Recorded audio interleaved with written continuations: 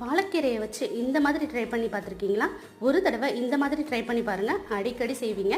காரசாரமாக ரொம்ப டேஸ்ட்டாக இருக்கும். வாங்க எப்படி செய்யலான்னு பார்க்கலாம். பாலக்கீரை தொக்கு. இதுக்கு முதல்ல ஒரு மிக்சி ஜாரில் 2 பெரிய வெங்காயம், 10 பல்லு பூண்டு தோலோடு சேர்த்துக்கோங்க. 1 ஸ்பூன் மிளகாத்தூள், 1 ஸ்பூன் தனியாத்தூள், அரை ஸ்பூன் சீரகத்தூள், கொஞ்சம் கல் உப்பு சேர்த்து நல்லா ஃபைன் பேஸ்ட்டாக அரைச்சி எடுத்துக்கோங்க.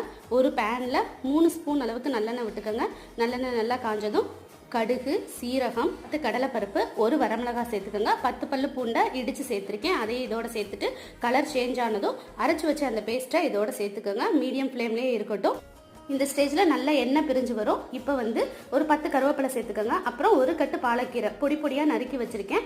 அதையும் இதோட சேர்த்துக்கோங்க. நல்லா ஃபைனாக நறுக்கி வச்சுருக்கேன்.